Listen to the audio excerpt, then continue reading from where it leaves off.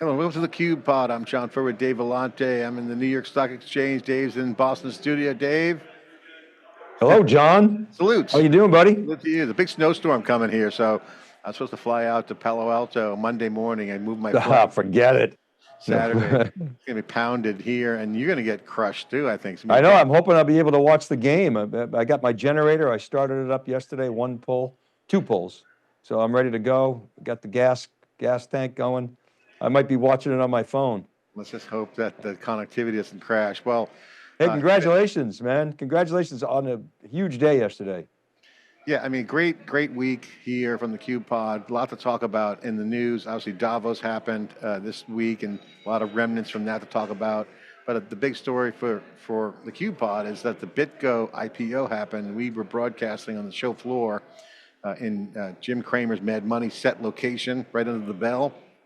It was great. We had a couple hours there, and then we came up here into a studio here overlooking the floor in the Buttonwood room, our studio, and continued. Great set of content, and really the crypto space, as we've been documenting, has been going crazy. But you're starting to see the same wave of the cloud we saw in 2012, 2013, when infrastructure as a service really kind of was the birth of AWS. You don't have to get a data center. It's too hard to do it yourself. There's a lot of risks in execution, a lot of deployments, costs. And now this BitGo company has really nailed a product market fit that one produces revenue, but they got the most comprehensive platform for this financial wave of scale, which essentially it's infrastructure, Dave. It's basically infrastructure as a service. That's my words. They don't like that word because it's cloud-like, but it's like they're basically an IaaS layer for crypto infrastructure. And they nailed the one use case that we talk about all the time, privately and on camera and on theCUBE. They nailed the custody and all the things that go with it. So that's like nailing EC2 compute for AWS. So you got to nail that. They get the storage and compute, networking. They nail they nail the custody. They nail all the compliance around it and everything that goes with it. And so they're making a lot of money on the custody, servicing hedge funds, institutions, anyone want to stand up crypto infrastructure.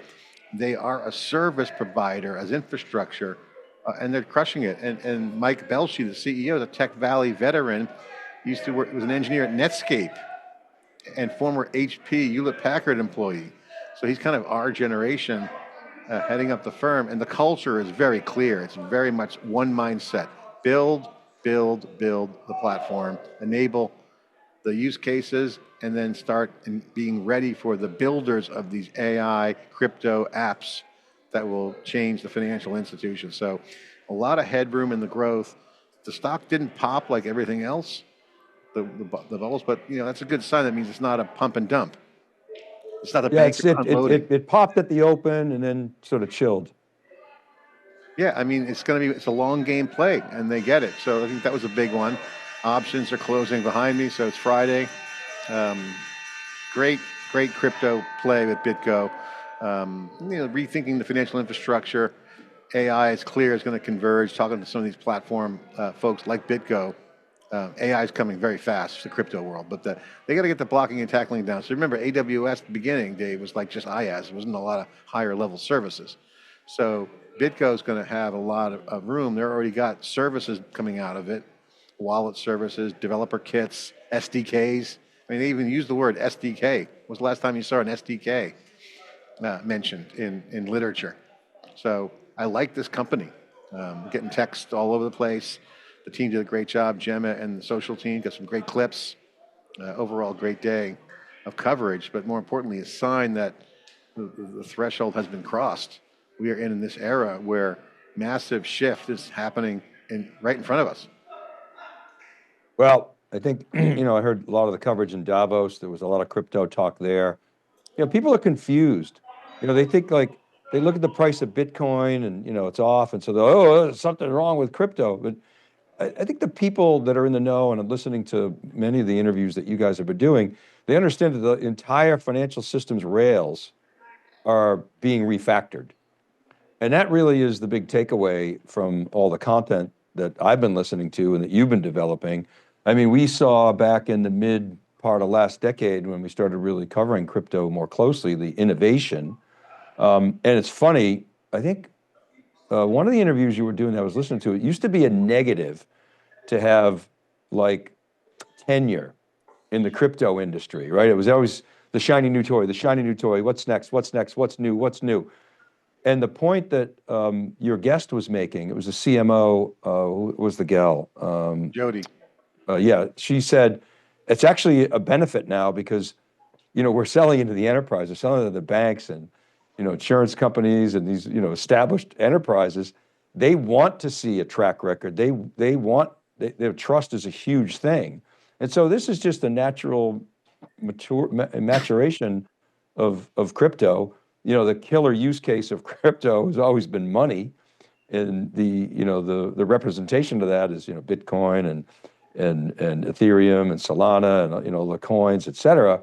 But there's always been, as you know, protocols and technology and infrastructure underneath that, which of course built on the blockchain, that is going to secure and power so the next wave of transactions with, as you pointed out in your interview, without the middleman. I mean, we've been talking about this for a long time. It's actually really happening now. And I heard David Sachs talking recently about, the balance between what the banks want and what the stablecoin guys want, because they want to give rewards and there's going to be compromises.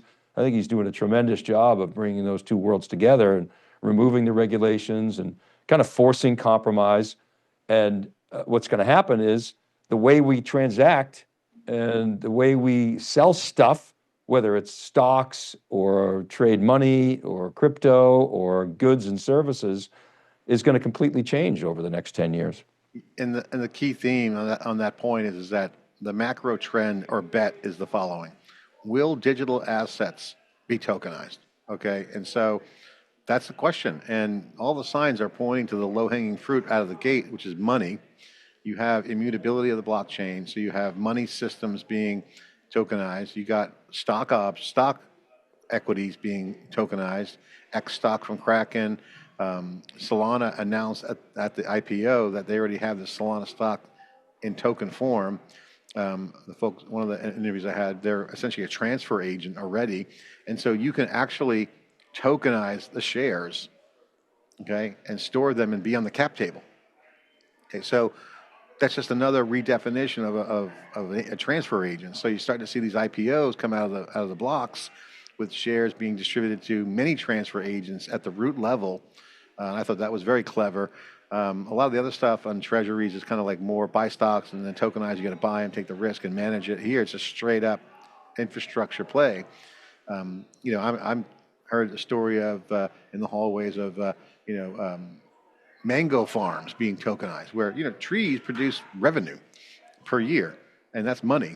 So you say, okay, I got 1 million acres, I got millions of trees, tokenize them. What's the output? That's a futures market, right? So you got predictive markets and future markets, all kinds of financial products that were once either paper-based or handled by middlemen being disrupted. So again, this is the big wave. And then the New York Stock Exchange announced last weekend, I think on Sunday, that they're going to announce a tokenized trading environment. Yeah, so I saw that. You're already seeing the inevitable happening. That's the, you can deny it, but real world and physicals coming together. And that's the exact same, that rhymes exactly with what's going on in AI. So, this is, I just talked to Howie Hsu for 50 minutes. He came in the studio. He said hello to you.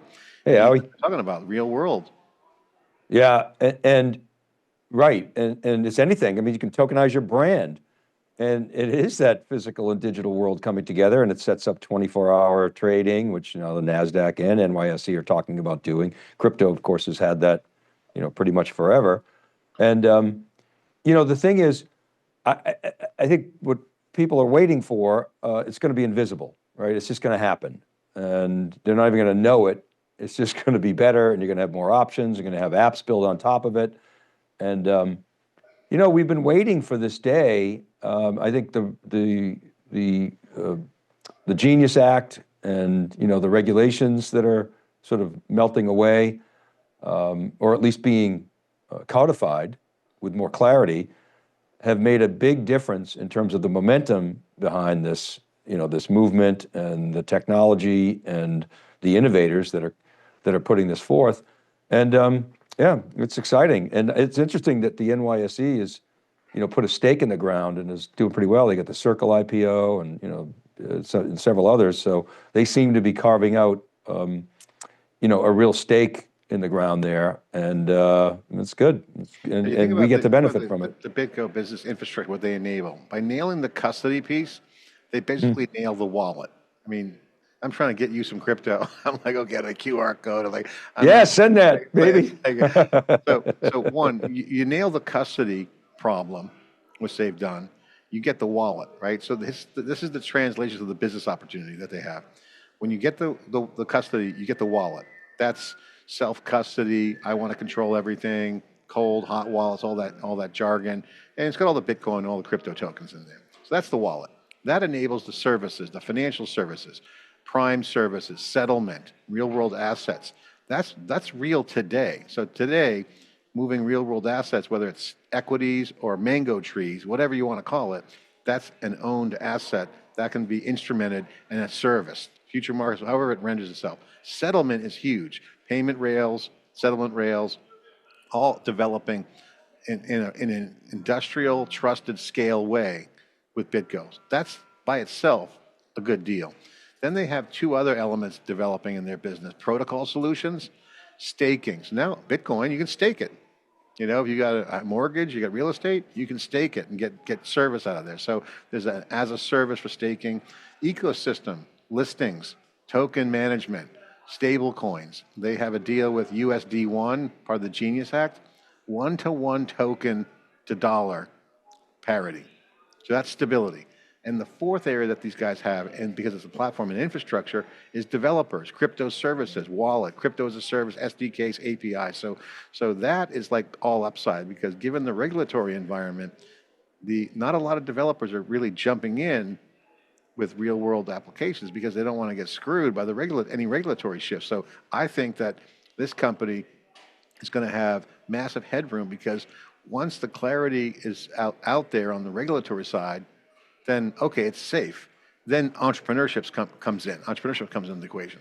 New apps. What's the next Airbnb? What's the next company that builds on top of it? So to me, I like this company, and there may be macro headwinds for them if things change on the regulatory front, but they're nailing custody, which is wallets, and the services. So right there, it's solid. So this is like a cloud 2012, 2014 kind of conversation. It's happening, but not yet mainstream. Early adopters take the spoils. Yeah, so, I mean, we've seen this, like I said, gestating over the better part of a decade. I think there's still some hurdles to go through, so regulatory hurdles, getting the two sides together, as Sachs was explaining. But I think there's no stopping it. I mean, it's happening. So, all right, let's talk about Davos, NVIDIA, Jensen Huang. He's had a quote covered on SiliconANGLE, also Wall Street Journal. He says, quote, NVIDIA CEO Jensen Huang thinks that not only is there no bubble in artificial intelligence, but we actually need more investment. Okay. Well, of course, he's the benefiter of the investment, but it begs the question, on the consumer and enterprise side, what investment is truly needed to take advantage of AI moving fast through the agent wave to physical AI? Because not only do you need more data centers, which is the big $1 trillion of investments going on, you got to have investments in human capital, the roles of the jobs coming out, invest in app development, and on the consumer side, what are those experiences? If you're going to use ChatGPT, is ChatGPT good enough? Is that stunting application development? Howie Hsu and I were debating, and he suggested that ChatGPT is so good that we haven't seen the breakout brands yet, like what Instagram was for social, or we saw on the SaaS wave. So I think we're still in the moment of, when will there be an emergence of applications on the consumer side that can break out and be big brands and coexist with ChatGPT? And then on the enterprise side, he made a good point. I want to get your reaction on this, because this is kind of the AI factory conversation. He said the accuracy bar, this is my paraphrase, but he basically said the accuracy bar is too high in the enterprise. If a consumer gets a hallucination or makes a mistake, and they just do another prompt. You can't make a mistake in the enterprise. So the bar is too high, is what he's saying. So interesting perspective on the consumer, on the app side relative to the big models, on the breakout consumer brands, and then on the enterprise side, if you don't have the data right and it's not accurate, it's never, it's going to be longer, is what he's saying. He's saying that marrying AI to the data is the principal theme. That's what we've been saying. But he's even going further and being aggressive and saying, if the accuracy isn't there, it won't work well. Yeah, so, a couple things. We just did my predictions with my colleague Eric Bradley from ETR, and we had one on LLMs. We said leading LLMs are going to shift focus to enterprise AI, and that might sound, oh yeah, no kidding, Dave, that's trite. But there was more to it than that. Anthropic's already there, and we're seeing like real uptake in Anthropic in the enterprise, as we know. But people, I think, underestimate OpenAI in the enterprise. It was interesting to hear their CFO talking this week. And I think she's right. So first of all, Anthropic's doing great. They're really focused. They don't care about the consumer. That's part of their narrative, and I think it's part of their DNA. They're focused on enterprise, so that's important.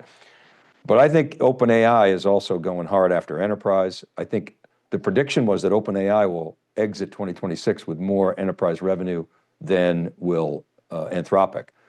And the point that the CFO is making, and I totally agree, is that consumer, it's not a bug, it's a feature. And the reason I believe that is because, and while Jensen's right, you don't have to be as accurate, but you improve the accuracy with that volume.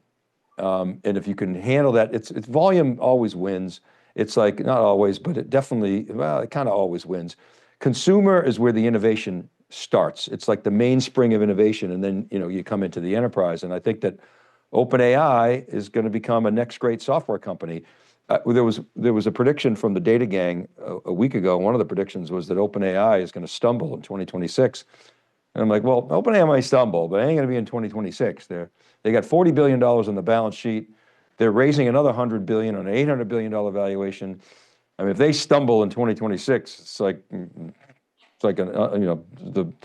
world ends kind of thing. They might stumble, but it ain't going to be in 2026. So, and I think when you look at the four leading LLM vendors, you got OpenAI, Anthropic, Google, and X AI with Grok with a K.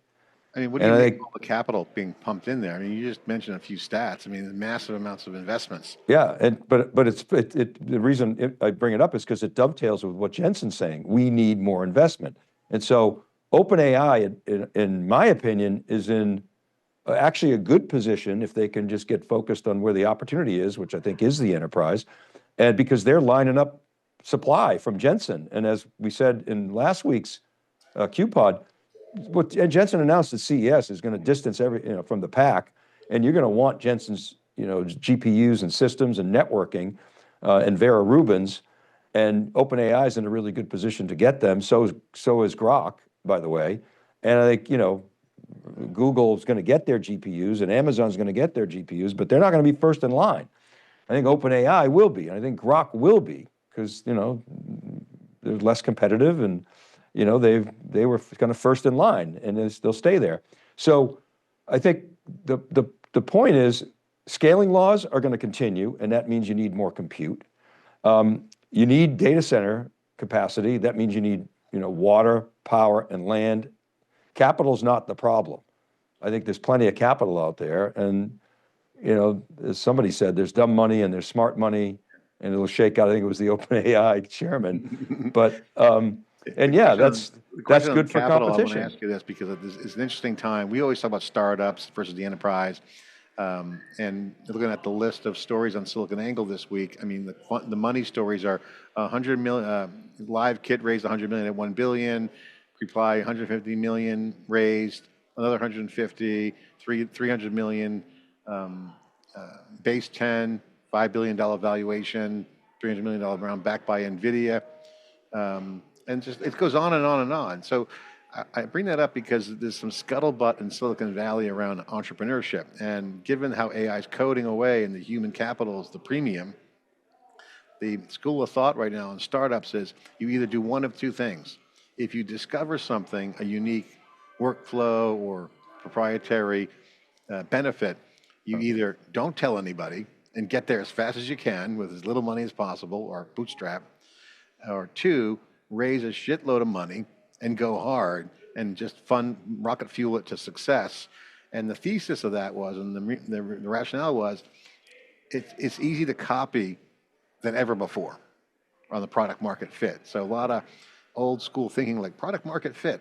So, distribution matters more than product market fit. So it's kind of like this whole almost slaying the sacred cow of entrepreneurship. Fail fast, raise some cash, tell everybody, pump it up. No, they're saying keep it a secret, get there and then gas it, or just get the gas and go and get the distribution, because the coding is almost free.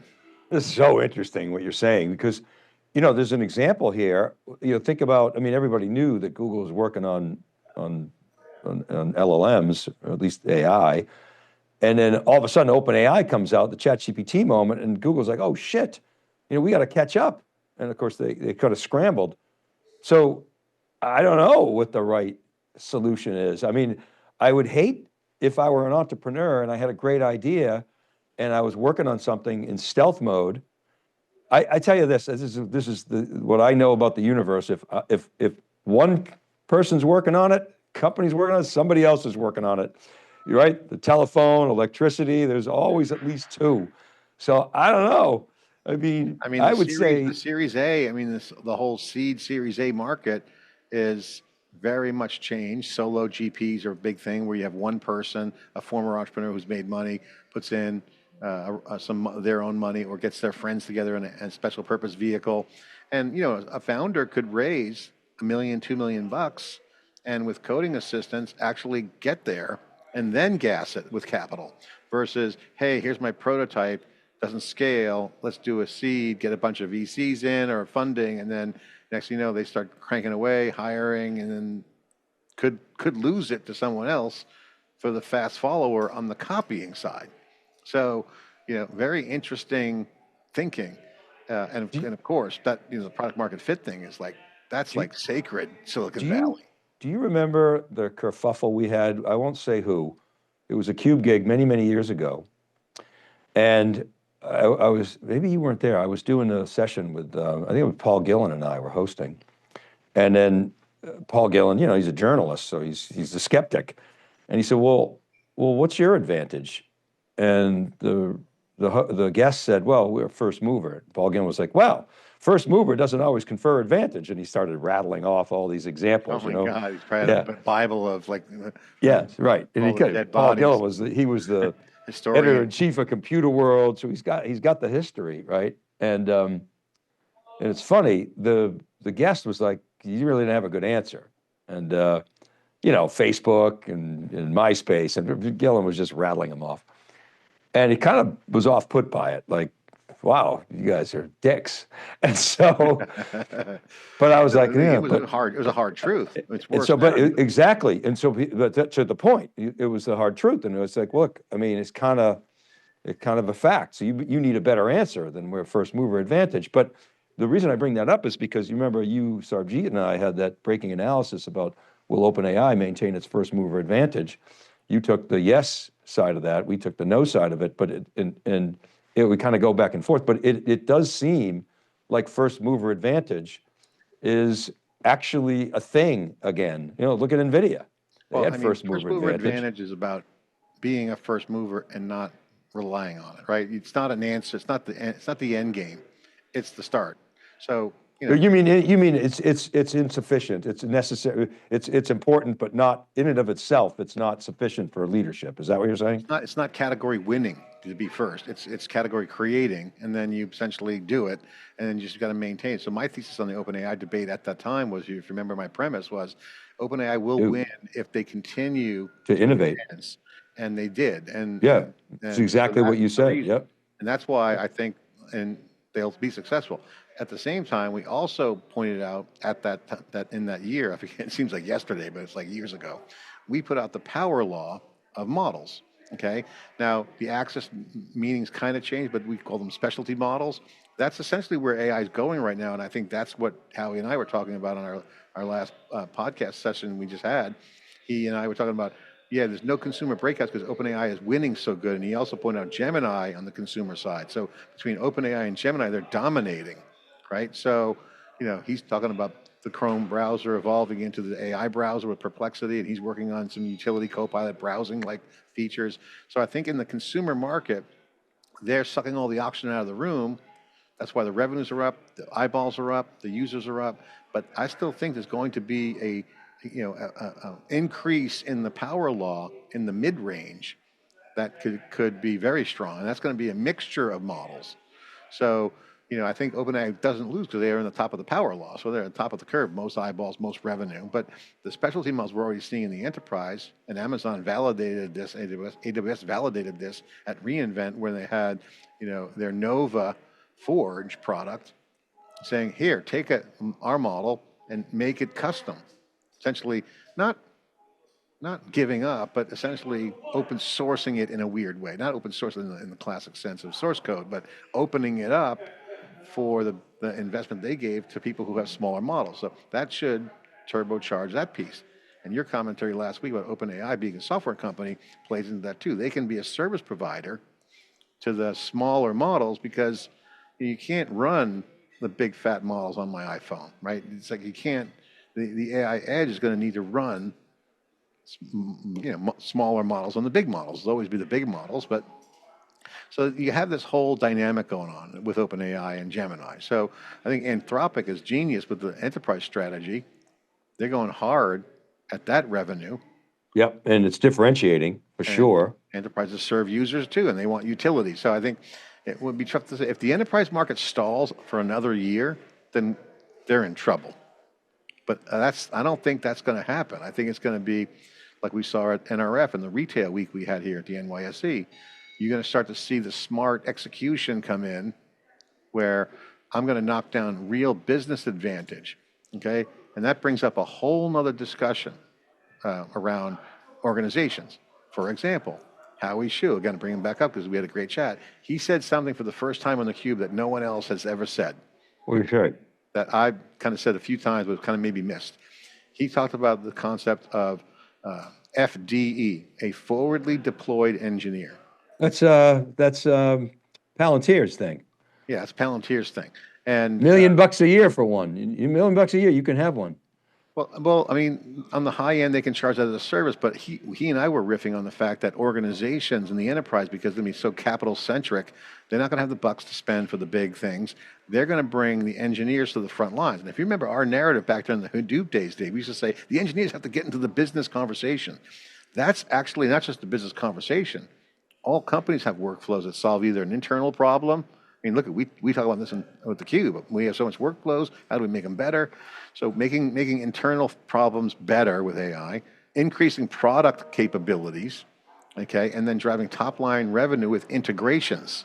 So I think this FDE is going to be a massive cultural work environment shift where a lot more engineers will be on the front lines with business people engineering and saying, oh, there's a problem? We'll code that in a day. Like, I think that is a organizational reorg structural thing. What's your take on that? Because this blows away all business management concepts because it's like very Elon Musk. Well, why wait a week? Do it tomorrow. So, very interesting. And if that happens, that means how we do work. So products change. So I'm working with Furrier. Furrier's, he's got a lot of time on his hands now that he's retired, and so he's just doing some really deep thinking. And his whole thing, so then this plays into the power law. He's saying the power law will happen, but only at the edge. That smaller models are not going to replace frontier models because the center of enterprise intelligence requires reliability at scale, and those LLMs, the leading foundation models are where it's at. And he's built out this topology.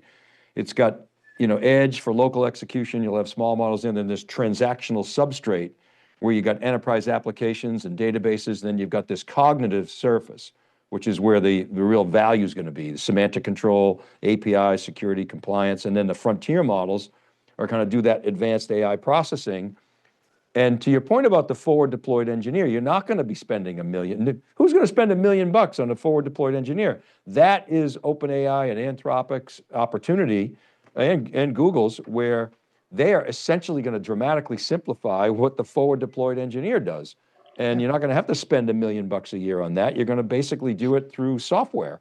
And that is potentially an enormous market. I mean, if you can, productivity was what, 4.9% last quarter? Mm-hmm. So let's get that up to 10% on a $50 trillion labor market. I mean, it's enormous, the ROI potential for these models, to the extent that they can simplify the deployment of AI and drive productivity that's in the double digits, which I really think is going to happen. Yeah, and the Palantir $1 million service is for the big things. Okay, so if you look at Jensen's investment thesis, my thinking there is, how do you make that work for the enterprise? You got to unlock the data. Marrying the data and AI together will be the key to success, because they have the data. So if you think about that, it says if you don't get your data act together, okay, if you don't understand your data, you get the data wrong, AI's wrong.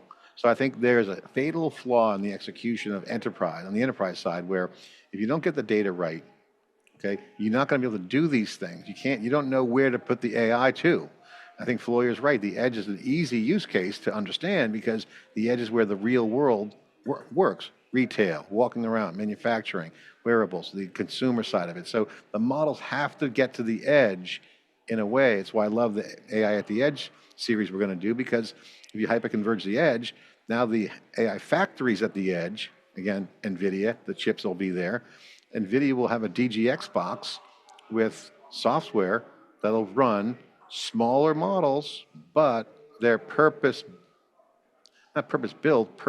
generated for the use case, whether it's a personal experience or for an internal retail thing or whatever. But the idea of going back to a big $1 trillion data center to get something and bring it to the edge, I just don't see that playing. I see that being a distributed computing problem, where you have some discussion in the packets and the data about what the contextual relevance is. And I think that's why agents right now, it's all about intelligence and contextual meaning. And if you took the Mark Benioff, that was his big theme at Dreamforce, contextualization. So, yeah, this context you is covered hard, this though, last week right? with the data gang in depth. Yes, right. And with the context, the conclusion there is context is not trivial to get context, but it's vital. And this is where, the leading foundation model companies, the research labs, have a huge opportunity. And there's really, right now, there's 4. The ETR data is amazing. So Anthropic ticking up, like going to the right and bouncing up. OpenAI is ubiquitous. I mean, they're so far ahead of everybody in terms of adoption because of their consumer presence.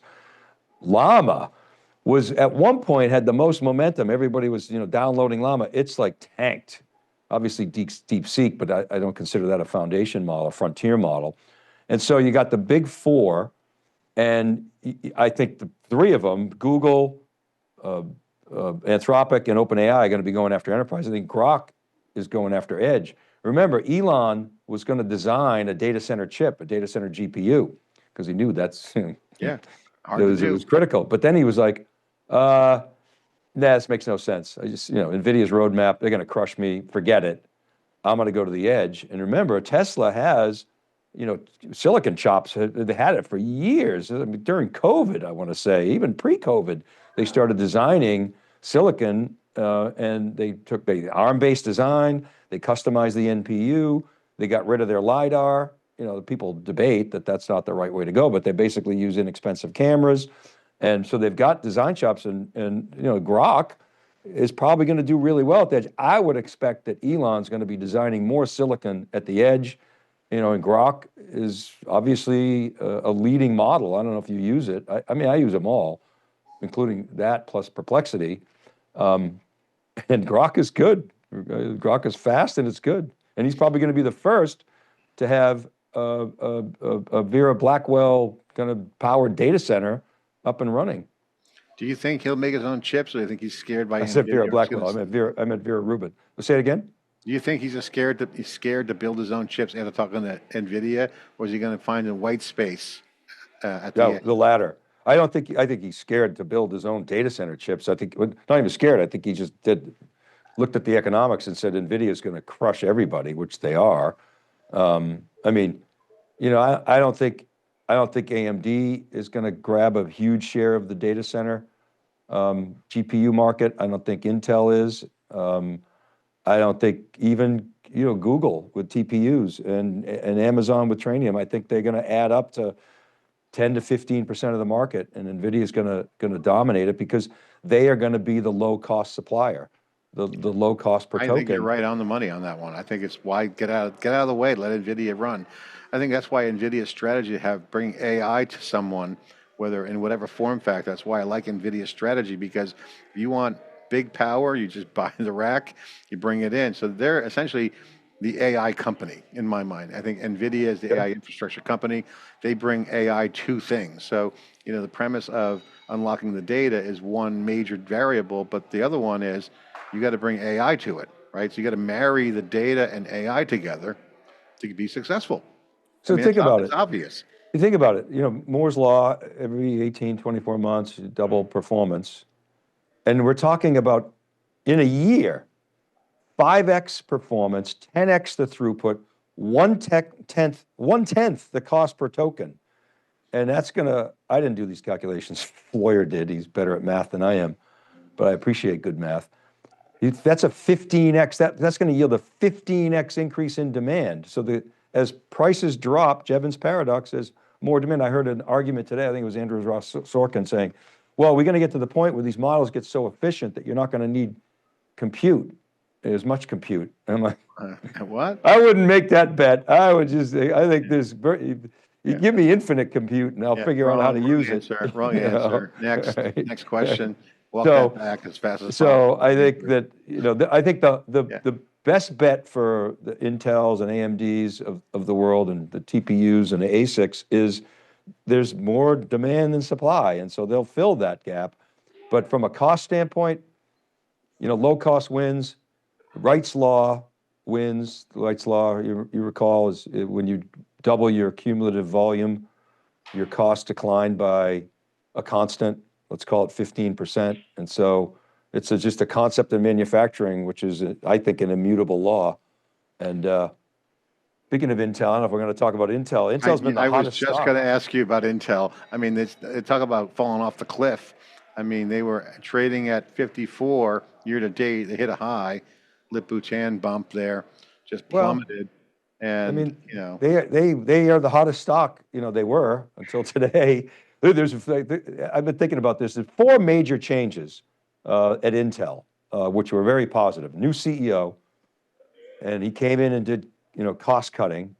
I think the third big change is the injection of cash from Uncle Sam, and I think the fourth is the NVIDIA deal. They got cash, and it's a bridge to the GPU world. So all those things were really good. New leadership, cost cutting, a little bit of cash, not nearly as much as they need. And then, having NVIDIA throwing a little bit more cash, but the bridge to GPUs. That's, to me, we're all positive. What hasn't changed, lack of revenue growth. In the greatest semiconductor boom in history, their revenues are flat to down. Their data center grew actually at 9%. But then you compare that to NVIDIA's data center business, which is growing at 66%, and AMD's, which is in a solid double digit year over year.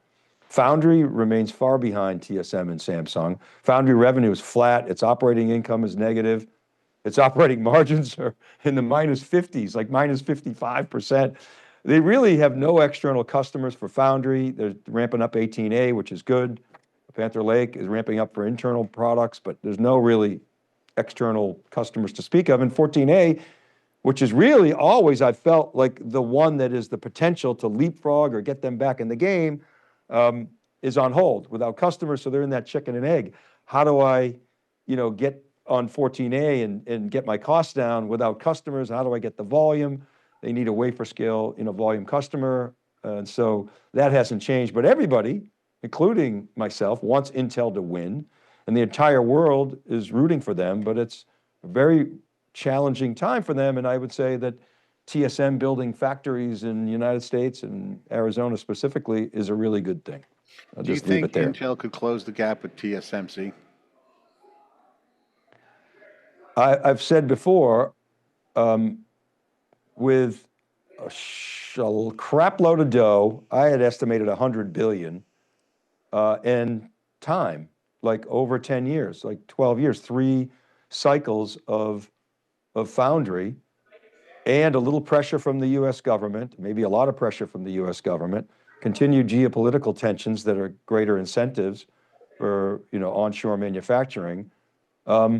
Yeah, with 12 years, $100 billion, and then a headlock from the government on Apple and NVIDIA and the hyperscalers and Meta and maybe Elon to commit wafer volumes. If all those things lined up, I would say yes to your question, and it would take, but I would say it'd take a decade, and the only way to compress that, or a way to compress that, is if they do a joint venture with someone like TSM who has the expertise. Connectivity. Now, having said that, I will say this, I had this We got conversation. a little connectivity pop there, Dave. Well, go ahead. just to close on this, I had this conversation with our friend Bob of IBM fame, and Bob Picciano, who knows a lot more about semiconductors than I do. And he said, there actually could be a way to cut the line. And we kind of helped Samsung. He said, when we were at IBM, we kind of helped Samsung do it. And, there's maybe a way that if IBM would lend some of its technology to Intel, maybe it's a combination of IBM and Samsung, they could maybe accelerate things. So maybe you take 10 years down to 8 years. But I would say generally without kind of a wafer volume customer, even with a wafer volume customer, a set of wafer volume customers, it would take the better part of a decade to catch up. So I hope that happens.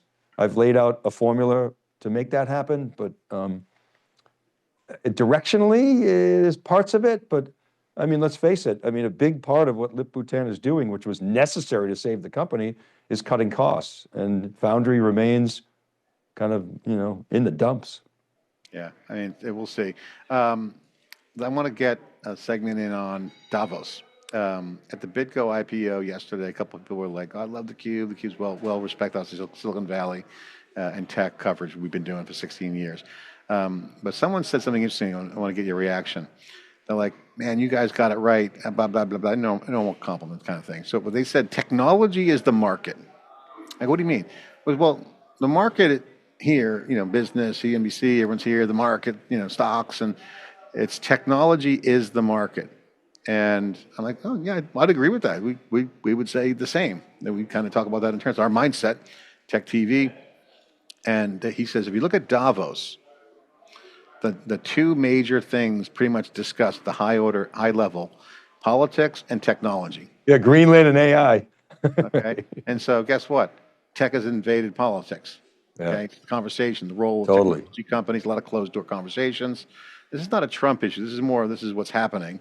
And then if you look at what's going on here on the floor, look at the board here on the options, and I look at the equity side, it's all about the tech stocks. And every company has tech. Humans want to know what's going on with tech. So there is a technology infiltration in every single part of the real world. In real world assets on chain, my user experience with AI. I work for a company that has now forward deployed engineers. How do I work with that? Am I afraid of my job? I mean, all these things are technology driven by basically AI and crypto, energy, software. So it's interesting, Dave. What's your reaction to that? Because I mean, we talk about it all the time, but now there's an awakening. And the NYSE Wired program, the CUBE Original, is hitting that. And it's right here in front of us. It's happening. So how would you, as an analyst, frame that?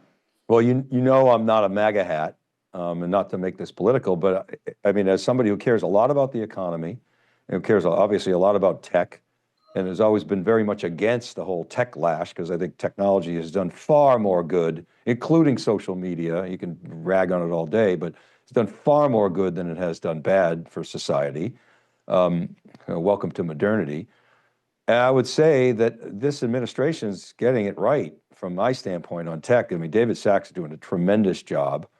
Um, and, and I think that they are recognizing, one, the importance of winning the AI race, two, the importance of energy in terms of winning the AI race, three, the importance of reducing regulations to win the AI race, and four, and semiconductors. and semiconductors. I don't think they have onshore semiconductor manufacturing quite right yet. I don't think they fully I agree. understand how, to your question, can Intel catch up?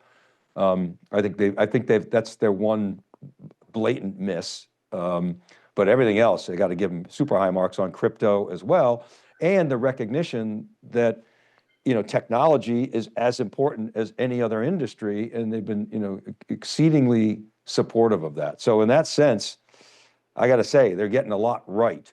And I think you and I, for years, have been predicting and saying that, look, it's only going in one direction. Technology is going to become more and more and more ubiquitous. The cloud put us on that trend, big data, mobile, social, infrastructure. I mean, it's just, since we've been in this business for the last multiple decades, we've seen technology go from largely sort of a niche-y sort of industry, pre-PCs. PCs got a lot of attention, had a productivity impact, and then, since then, it's been, my opinion, if not one of the most important industry, to speak of.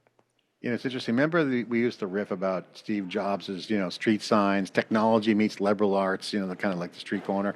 And then Jeremy Burton at EMC had cloud meets big data. And it just clearly explains kind of like what's happening. I think if you look at today's world, it's technology meets capital, right? I mean, you look at all the conversations. The capital is a proxy for the investment. Technology is the driver, to your point. I interviewed Jonathan Swerdlin, who's the co-founder and CEO of Function Health. I mean, he's using AI with his easy onboarding for all these markers. He's literally saving lives. I mean, people going in say, wow, I got it early. So you're really seeing the technology fueling the societal change. Computer science meets social change, our original slogan of SiliconANGLE. But it's the capital, I think, is a huge dynamic right now. So the investments in data centers, the investments in workforce training, the investments in applications and human capital, all these things and then stocks are impacted, the business performances. So I think technology is the market. I've been thinking about it all night. And I think the market wants data on what is this AI boom. I mean, look at crypto. Crypto and AI are the two most popular programs. When I look at the logs of our sites and the performance of the content, why is that? They all have the same parallel themes: energy, scale, tokens. They actually different versions of definition of tokens, but they're all kind of like on the same thing. They're going to cross over. So I think, if Bitcoin can mine if an AI bot agent can mine Bitcoin and futures markets that's based upon immutable data, that's better than a human who might wake up one day, the Fed chairman wakes up, not feeling good. Interest rates, like what? Machines won't lie. So I think there's going to be a massive acceleration with crypto and AI. So to me, I think if you look at the data, technology is going to impact every vertical, every business, every person either works for a company or gets serviced by a company, and then their experience in life, whether it's saving their life with medical or whatever. So, I mean, it's beautiful. And, I don't want to be a killjoy here, but I think that I also don't want to just be a fanboy either. I think that we have to recognize that, there are risks, and with all this agentic, and I think one of the predictions that I made is that in 2026, you're going to see a leading SaaS provider is going to see a breach where no human credentials were stolen, that you're going to see a documented new type of security breach that's going to be a coordinated cross SaaS vendor that's going to involve multiple AI agents, bigger than what we saw with Anthropic across different vendors. So going beyond a single agent and another agent is going to do a prompt injection that's going to then infect the agent, and then that agent's going to use the MCP connections. It's going to go across different platforms, and it's going to wreak havoc in finance and It's like a and HR. SolarWinds for agents. Yes, right, and it's no stealing of human credentials. It's a logic hack, and it's an agent redirecting, another agent, and it's going to happen at light speed, Yeah. and so the firewalls don't do any That good. that sounds like misinformation to me. I mean, this is exactly the misinformation protocol. Yeah, AV software is not gonna stop this. You're gonna need to put in, honeypot sort of tokens that can, detect when this is happening. You're gonna have to have basically inspection of every agentic interaction. And most organizations, the vast majority are not going to have that installed in 2026. And so something bad's going to happen, but I don't think, you heard the data gang, I think the consensus was, and I agree, it's not going to stop the AI progress. It's going to be like, okay, just damn the torpedoes. We'll pay the security price and we'll shore it up. Well, I'm heading to Palo Alto. I'm going to beat the snowstorm. We got a big week next week of earnings. We got the Tech Forward Awards finalists being announced soon. Amazing. Preview list. I won't say the name, but one of our guests of this week made the finalist lists. I realized our internal email was not yet released, but they were happy to hear it in person. So the Tech Forward Awards, again, another round, Dave, of great submissions for something that we started as an experiment 2 years ago. Incredible. And now we have, I'd say, a dozen third-party judges that don't work for SiliconANGLE, independent judges. I think we could have, over 50 this year. Open awards, we're opening it up. People are like, oh, that pay to play. No, it's not. It's a legit inspection of a submission, and the submissions come in. And it's definitely not pay to play. It's like these judges. I mean, I judged one of the awards. I tell you this, I was in Barcelona last year, fumbling around looking for. I was at this IBM event looking for the museum, and I arrived late, so the place where you're supposed to enter was shut down, and so I was stumbling around, and another guy I saw there, he was late. He saw my badge. He goes, "Oh, SiliconANGLE, I was a judge for the CUBE Awards. Thank you so much. It was such an honor." I was like, "Wow, that's amazing." So it's global, and these guys take it really seriously. I spent the weekend judging. You were a judge too, weren't you, at one point? Oh yeah. I mean, I love judging. I've kind of stepped aside. I've been kind of busy again, couldn't get into do the due diligence, but. I think what's interesting is that making it a part of the CUBE collective, okay, and increasing the judges really added higher quality, okay, a little bit slower because more people are involved, but the quality was up. So more diversity in the judging was great, but the quality skyrocketed in terms of getting consensus. And two, the momentum in the community. Our community, the tech community we have with the CUBE and now with the NYSE Wired is expanded. So we have a lot more views about who's winning, especially in cyber. With all the financial services and these vertical industries we're hitting, that was impressive. But I think this is going to really expand into a kind of an open source program. I think it's going to be, automated. We can automate it. That'd be great. Have my agent judge on my behalf. That'd be cool someday. But I think this is what the market needs: is really good editorial judging, high quality content. So if you're a company, submit to the Tech Forward Awards on my email. It's on our site. And check out the winners. They're vetted by the community. Great stuff, Dave. So I'm super psyched we did that. Yeah, it's way exceeded my expectations. I was kind of skeptical at first. I'm like, but then seeing the process and the detail and the commitment that the judges make, and I tell you, the submissions, the companies that submit, the tech companies are stoked. They take this stuff really seriously. And I guess I understand why, because if you have a legitimate system like this, it's an honor to win. So anyway, I saw the list too. I was really pleased. The biggest story of the week wasn't in tech.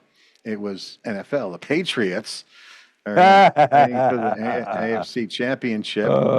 Again, it's weird around here, John. This, what sports radio is like in Boston. It's funny.